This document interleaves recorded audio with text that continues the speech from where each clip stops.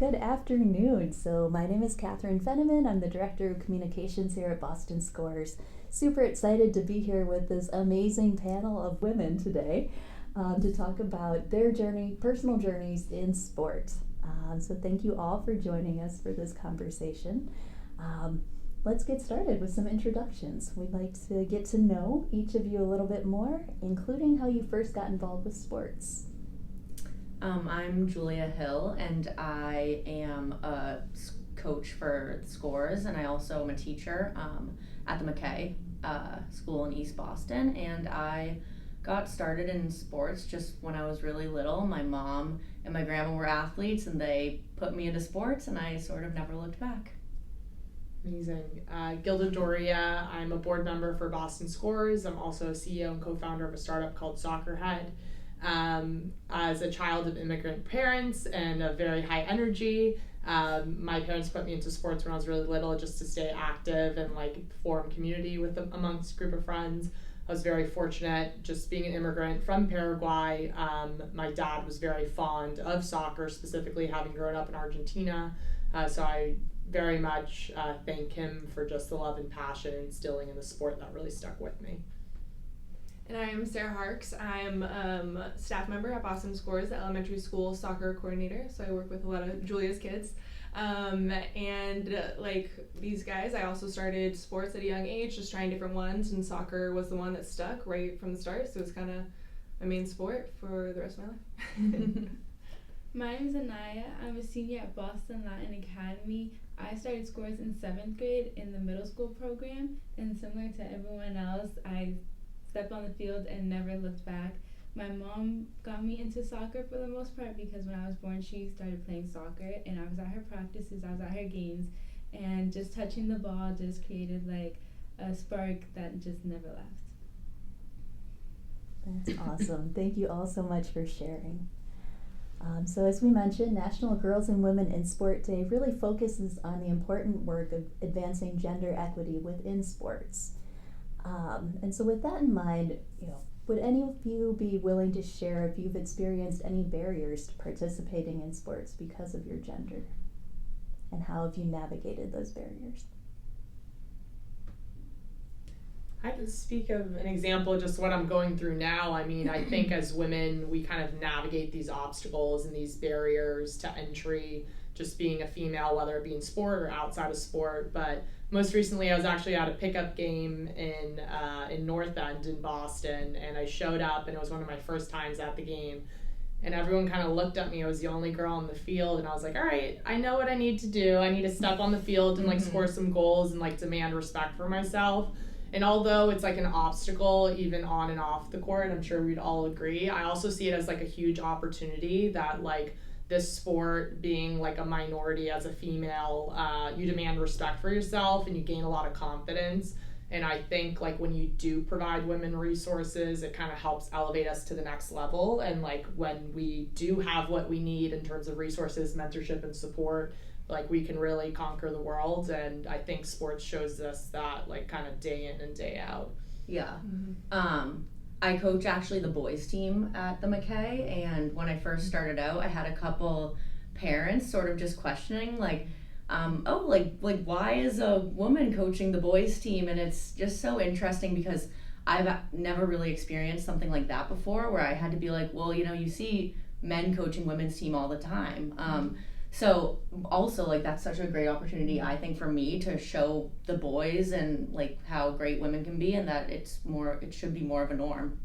Yeah, absolutely. For me, I had the fortunate experience to play professional soccer for a couple of years, but the actual opportunities were definitely not equal to the men's side of the game. So, for instance, when we graduated college, going into the draft, there's only 40 girls that got drafted at the time, and it might still be the same, whereas the men, it was hundreds kind of thing.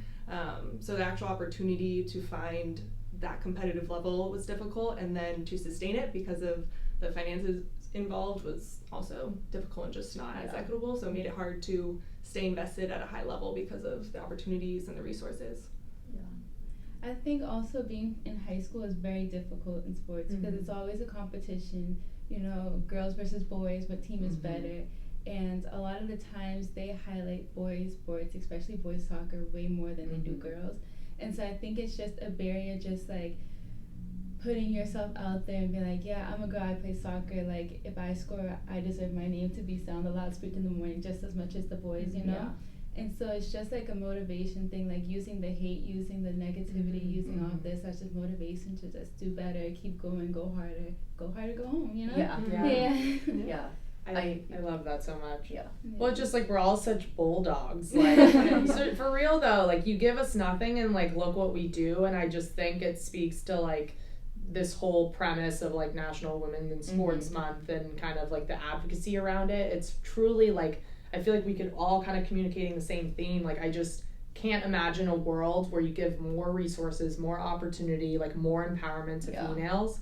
If we did like so much with so little, imagine how much we'll do with so much additional support, which is cool. And I think it's interesting talking about the draft and like the NWSL and just like I feel like literally just like within maybe the last 3 years it's like sort of started to taken off, but it's crazy that it's taken this long.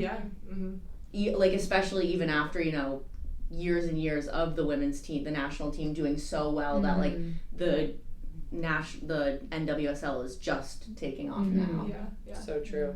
Like we're similar in age, and for us growing up, the league in the U.S. was not super existent. It was folding in and out, so we didn't really have that professional landscape to look forward to. Thankfully, it's growing a lot, but it's taken some time, and we still got ways to go. Totally. That's awesome. And yes, this is definitely a panel of bulldogs. I'm proud of it. So for many young people, young athletes, there's often like a key person who really helps you along in your journey. Sometimes it's a coach who really goes above and beyond. Sometimes it's a parent who drives you all across the state to tournaments. Shout out Boppy. Yeah. Sometimes it's a teacher who just was like, hey, why don't you try this sport and give it a shot. So we'd love to hear about who's been your key person to really help you along in your journey. Yeah, so I can go. I had a teacher at school who actually served as my first male coach, and he definitely held me to a higher standard than the rest of my coaches ever had. And at first, I hated it. I did not like him as a coach because, like, being 2 minutes late to practice was like 5 hours. I hated every second of it. But looking back at it now, I feel like the way that he coached was very like essential to how I see the sport now. Because it's not just a sport, and it's good like to hold yourself to a standard because it's a team. If one person slacks, it's all of us slack, you know. And so I definitely think he helped me see soccer in a wider perspective and helped me take it more serious and understand that soccer is not just a ball being kicked around, you know? So I definitely think he's like a key role model for me. 100%. Very cool. For me, the people that come to mind are just the women in my life. My mom and my grandma are both two just super independent, hardworking women, and from an early age, like my mom played lacrosse and soccer in college, and my grandma was just like always going biking or like going in her kayak, which like didn't always see from grandparents, so that was really cool. And they've just always like, they've never told me I couldn't do something. I was always like, oh, I want to do this, and they're like, yeah, you can do that. So it's just, they're super inspiring to me. I feel like I have like so many people in my life to thank. I don't think it's like a male or a female thing. Like you said, it was a male coach for you, like females for you. But I do kind of echo a lot of what you're saying in terms of like, it's bigger than sport. Like it's not just about soccer. It's about it being a vehicle to give you so much confidence, transferable skills you can take into an internship or the workplace. But if I had to think, like definitely like my coach Scott, he was my club coach growing up. He's my co-founder now with Soccer Head, the startup we're building. He's actually going to be a coach in a tournament that's coming up that I can't talk about yet, but so super exciting things. But he just instilled a confidence in me that like I literally can take on the world, and no matter what I do. And it's been very cool to see the transformation of like, he gave me this confidence on the soccer field. Now he's given me this type of confidence in the startup I'm in. and it just gives me a lot of confidence that maybe I didn't have like a female coach role model or mentor growing up, but I can like take these skills that these mentors have given me and like help hopefully inspire other women kind of along my way. And that is one of the things I want to give myself as a goal, is just be more of a mentor to younger women who aspire to kind of go in any direction they want in their life, whether it be soccer or other. Yeah, no, absolutely. For me, I kind of had the parents, the mom and dad, that drove me everywhere and made sure that every single soccer opportunity that came my way or that I wanted to be a part of, they made sure it happened. My mom was super involved with my club side of the team, helping us go to all the big tournaments and showcases. My dad would drive us, hour and a half to our soccer practices in Southern California. We take the train one way, he'd drive us back, or things like that. So they just made sure that it always happened so that I could go after my dreams, and they saw that as a reality, thankfully. So definitely owe them that credit for making an opportunity. That's awesome. It definitely takes a village to help us get to where we want to be, to pursue our dreams, and to make a difference. So as we mentioned before, National Girls and Women in Sports Day is really focused on gender equity in sport, not just because of sport itself, but because of those other life skills that sport often helps individuals develop. Love to hear more from each of you about how sport has impacted your life, skills you've learned, relationships you've developed, the career you've chosen. I think for many of us, sport has been really influential in many, many different ways. How much time do you have? I know. That's like 5 different questions. I was like, how do you think sport for everything is like giving you? I mean, it's like a hard one. I feel like it's just embedded into who we are as people and humans, and like all the skills I've learned from being on a team and playing sports are transferable in all different aspects of my life. I think one of the biggest things I've learned is like, I guess like in high school, I'm sure this resonates, you're in high school now, like I always thought it was like you work very hard, you're at A, and then you work your butt off and you get to B, and you work your butt off from B and you get to C. And I think sports taught me, especially with the rude awakening of like tearing my ACL my junior year when I was playing at Duke, was like, that's not life. Like, it's not you start at A, you work very hard, you get to B. It's actually like you go A to Z to M to Q, back to B. Like, it's kind of, you work hard, but that doesn't always mean life's going to be fair. Right. And I think with my injury, it opened up a lot of eyes, and it was the best thing that happened to me, that there's like a lot of lessons to be learned, a lot of humbleness and like gratitude to be had along the process. And I thought like of everything sports taught me, it was like, as on top of the world as you can be one day, the next day the sport can completely humble you. And I think that very much, to your point, kind of transfers into your life as well. Yeah, I definitely feel the same way. There's so many skills that you can take from soccer, but I think resilience is the number one thing I've learned, because when you were in a sport, every single day you're challenging yourself. And so when you learn to take on those challenges, grow from them, sometimes they're going to be happy ones, happy endings. Sometimes they're not. Sometimes too sad. Vanilla ice cream, sometimes your best friend. Yeah. But it's something that obviously transfers to life, where you need to, take on challenges every day. So I think that's the biggest thing that sports, or soccer specifically, has taught me for sure. Yeah, I agree with all of you 100%. I think one of the biggest lessons soccer has taught me is how to lose. I think a lot of the times when you go into a sport, you go, I need to win, I need to win, I need to win. But transferring that to life, like you guys said, life is not all about winning. And there's a lot of losses, and you don't know how to win unless you learn how to lose, And so I think just like being part of a team, watching how the sport impacts other people, watching myself, how I've grown to develop, the way that coaches have interacted, even refs sometimes, Yeah. Refs are why we lose. Yeah, exactly. I'm kidding. Probably It's never true really sometimes. I think that it's definitely like essential to personal growth and development, just like having that I lost and so I could win. Yeah. I always feel like playing sports throughout my whole life, I really learned about like controlling what you can control, and like my mom used to say this to me all the time, like you can only control your effort and your attitude. So like So I true. feel like Mm-hmm. I've taken that through everything I've done in my whole life with like work, with coaching. It's like, yeah, I can be the hardest worker and I can have a good attitude while I'm doing it. Everything else is out of my hands, but like I can control that. Yeah. First one in, last one out. Yeah. Best attitude. No one's ever been mad at someone for bringing good energy to a Right. room or showing up on time or working the hardest on a school Yeah. project on the field or Yeah. off the field. So that's definitely great advice.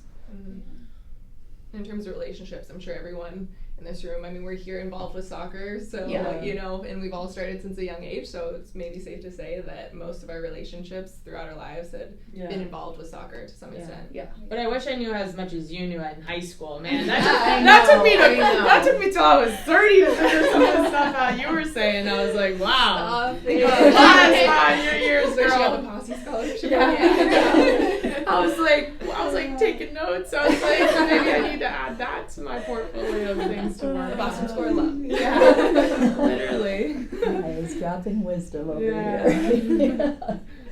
That's Unreal. awesome. And yeah, just that was all amazing. And to close us out, would love to hear from each of you about how in your work and in your role right now, how you see yourself working towards increasing equity and opportunity for girls and women in sport. Well, I think with Boston Scores in general, we really try to have, 15 boys on a team, 15 girls on a team, make sure that we're equal in what we do and what we provide. So I think all of us being involved with Boston Scores, that's one way that we are helping make an impact there. But I think also just being a role model. So by being involved in the sport now, we can be someone that a girl looks up to and making sure that we control our attitude and our efforts so that they have someone to look up to and talk to about the sport or, just have eyes on it. Yeah, and I think a lot lately just about I work in a job and I try to zoom out sometimes and like what you can do to give back, but just like what legacy means to probably like each one of us. And I think it's all about like empowering others so then they can go out and empower others. And I think Boston Scores, especially the East Boston campus that's being launched, like what better way to do that? Like a space to call home for such an underserved community in the Boston area, in a home that like we as mentors can empower girls. Those girls will grow up through the system, and boys as well, and they can go empower others. And I think Boston Scores does such a great job, not even in just creating the space, physically the space, but also the space for us to kind of step in and kind of leave that type of legacy. I think is super, super special. Yeah. And just going off Boston Scores, like I started working at the McKay, and immediately when I knew that they were partnered with Scores, I was like, I have to get involved in that.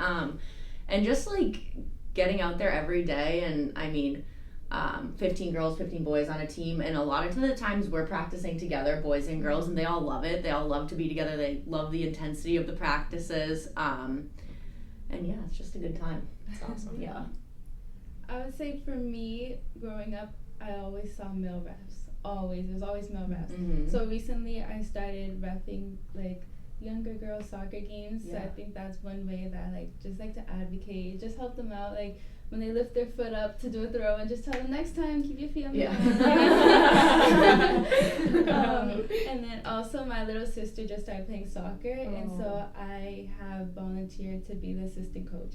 And so I'm out there with them on Wednesdays and Mondays, just like being a mentor, just helping them write the little things, and just knowing that they have someone there for them, because a lot of kids in the city area, their parents aren't able to come and watch their games, and just letting them know I'm here for you. Like if you ever need anything, like I got you. Like I'll be at your games. I'll come cheer for Yeah. you. You know what I mean? I think that's really important. It just gives them like a nice outlook and just a fresh breath of air. I have soccer. Yeah, I have soccer to be yeah, on, you totally. know? And I think we Yeah. can all agree that like we can just all be cheerleaders for Exactly. whoever we're working for. Right. Yeah. Absolutely. Well, awesome. Thank you all so much. I can say without a doubt that this has been one of the most fun conversations of my day. I hope you all feel the same. And just, it's so inspiring to hear from each of you. Our Boston Scores community is just amazing. Like, all of you are phenomenal women and phenomenal advocates for women, and thank you for being part of the Boston Scores community. Thank you. Thank Thank you. you.